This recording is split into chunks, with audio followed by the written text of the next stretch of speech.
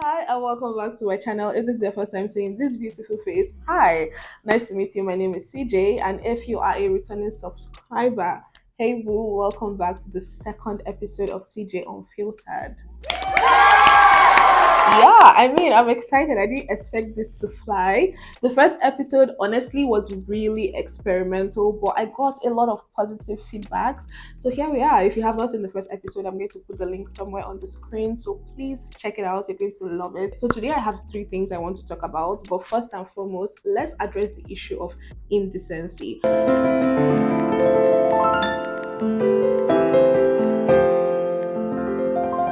Maraji, if you don't know who Maraji is, she is a YouTuber and also a comedian. She's a skit maker technically, and she did a video on YouTube here talking about indecency. And guess what? People are dragging her on the streets of Twitter. X, whatever that thing is now. And I don't know, am I the only one who is amazed at how people are reacting to the whole topic of indecency? Because I feel like people just always want to be on the other side of every conversation. Like if somebody is saying A, they purposely want to say B because somehow I don't think anybody in their right mind would not understand the message she tried to convey. And that's why I'm making this video because I feel like more people need to talk about this issue. Indecency is a thing. I know we're in an era where we've made bad things look cool, but guess what? They are still bad things, okay? No matter how you want to paint it, black is black, white is white. White will never, and will never be black. Black will never be white. Indecency is indecency.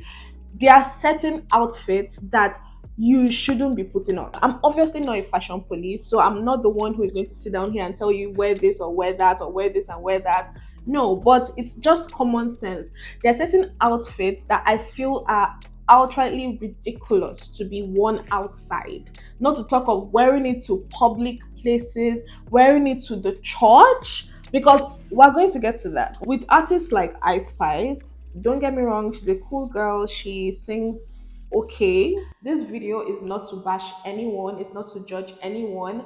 This is just my humble opinion on the issue of indecency.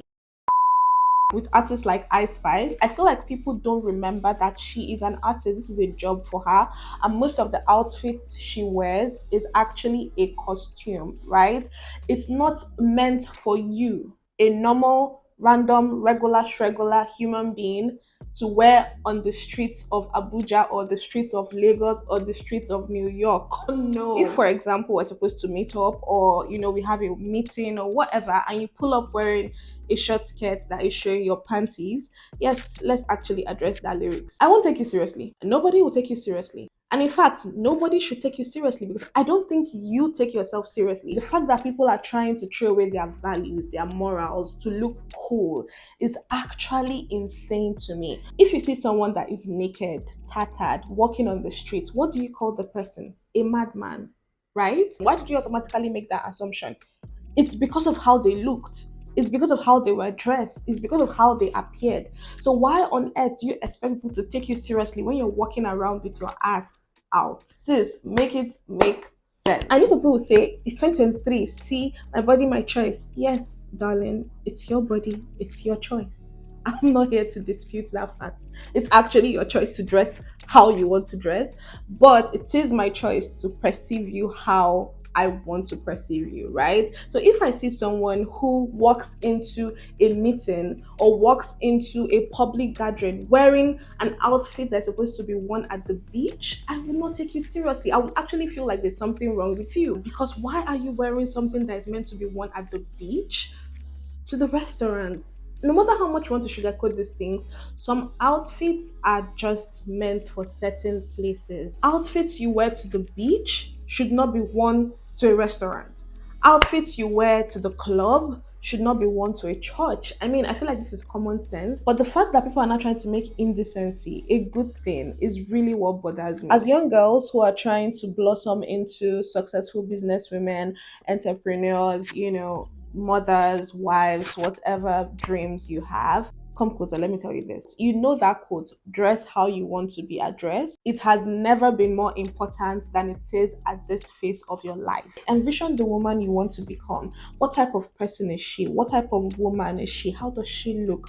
What is her appearance like, right? If you really, really think about it, 9 out of 10 times, she's not an indecent woman. Except you're going to be a stripper or you're going to be a woman of the night, she is not an indecent woman. And I think the problem with this generation is that when they think about decent clothes, they automatically envision printed skirts, turtleneck, long sleeves. It's like fully wrapped and all of that.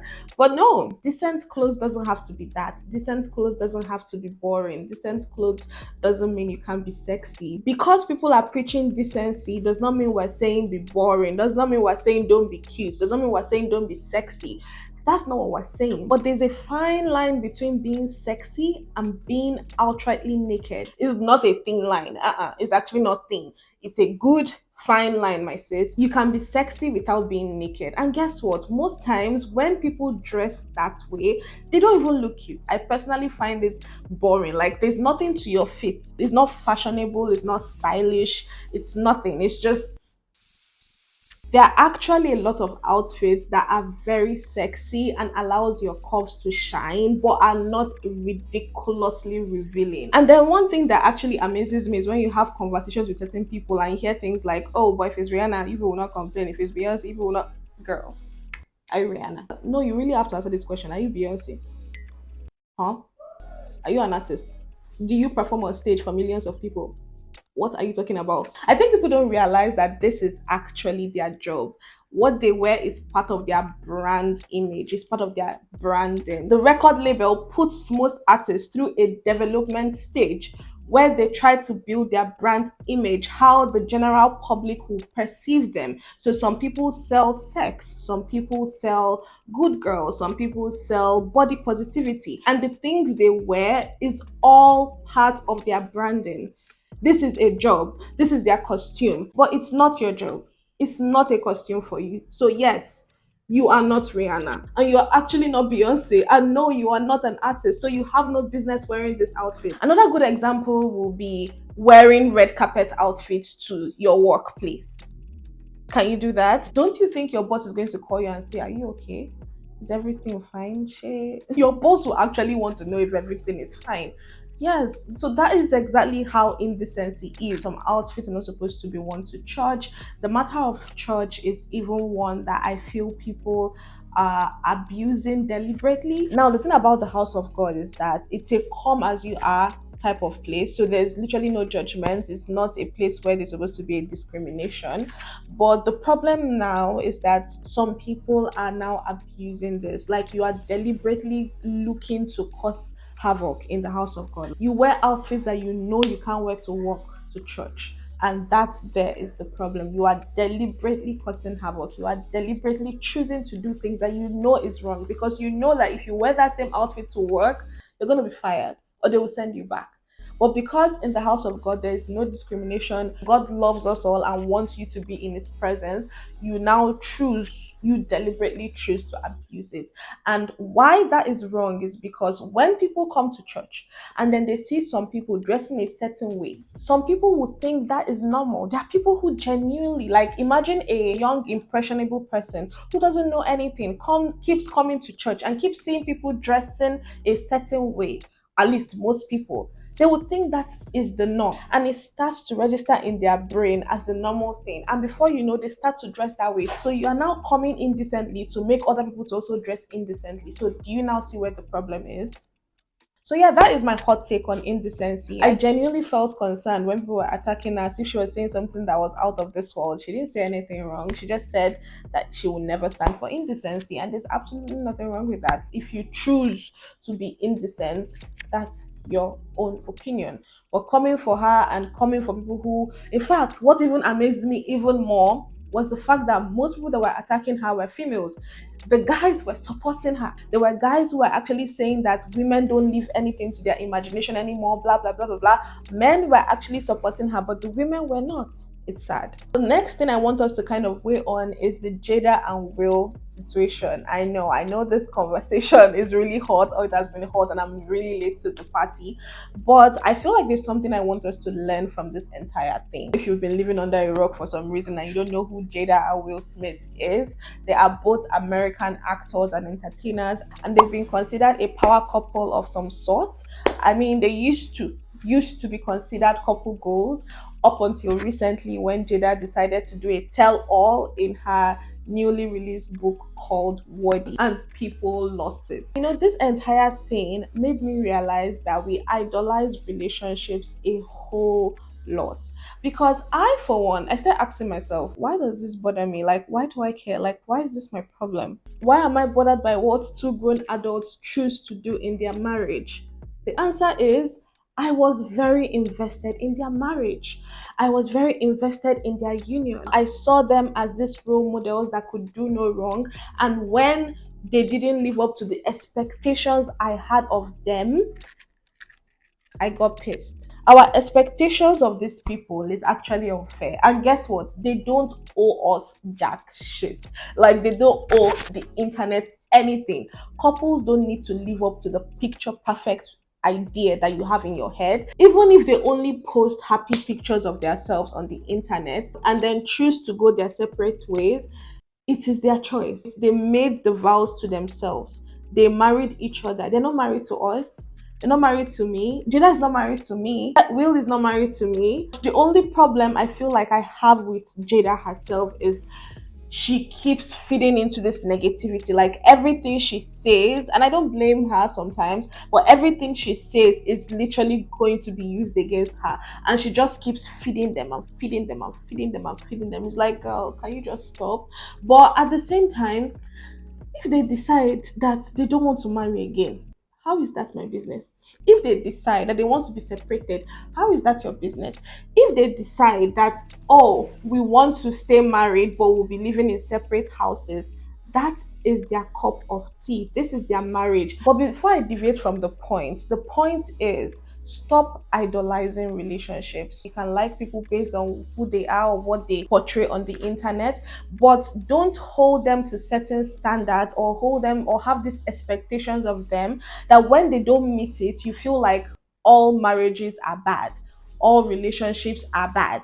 Oh, it's not going to work out. If you cannot work out for them, I've heard people usually say, if somebody can cheat on Beyonce, how much more you? What do you mean by how much more you? Like, what do you actually mean by how much more you? That comparison is where the problem lies. Just because they cheated on person A does not mean they have to cheat on you. Just because somebody's wife is cheating does not mean your wife has to cheat. Just because someone is doing something does not mean that same thing is going to happen to you. Stop holding this internet, because that's what they are. Stop holding these internet relationships to a ridiculous standard. The only standard, I always say this thing, the standard is you. You are the standard. The people in these relationships are human beings. Celebrities are human beings. Influencers are human beings. Content creators are human beings. We're all human beings and we're bound to make mistakes. How we handle it is what matters. So if something bad is happening in a relationship, it doesn't mean that all marriages are bad. If the best internet couple is getting divorced, it doesn't mean that everybody is divorcing. And the trickiest thing about the internet is that bad news fly faster than good news. 10 people can be divorcing and 100 people will be happily married, but the 10 people that are divorcing will be the one that is making the headlines because good news don't spread so fast. I really just think it's unfair to them, to you, to everybody that is involved, to have these expectations from couples on the internet. Whenever you see couples that you like or people you admire strongly, you just automatically feel like they can do no wrong. And when they do wrong, your heart breaks and you feel like nothing good comes or happens in marriages. You now use them as a yardstick for how successful marriages are. And I feel like that is a really, really huge problem right now. People are idolizing relationships a lot. People are idolizing celebrities a lot. People are idolizing influencers a lot. Stop idolizing human beings. Stop it. It's not good for you. It's not good for your fave. Give people grace to be humans. That's all I'm saying. And also give yourself grace to experience life without thinking that if it happens to person A, the person that you like, it must happen to you. It must not. That's personally what I took out from the Jada and Will situation. I felt bad for them. I felt bad for people who lost hope in love or relationships because Jada and Will have been separated for years. Like, girl, it's not that serious. It's not that deep. If it did not work out for them, it can still work out for you, and it will still work out for you. Okay. Yeah, guys, that is it. That's what I wanted to talk about today. I know this is short. I want this episodes to be short, but do leave me a comment. Tell me what other topic or what other conversations you want my opinions on, and I will definitely make a video about it. Also, follow me on my socials. My handles are on the screen, and do well to like, share this video on your stories on Instagram, and tag me. On that note, if you have not subscribed, please subscribe by clicking the subscribe button below, turn the notification bell on, and I can't wait to see you in my next video. Bye.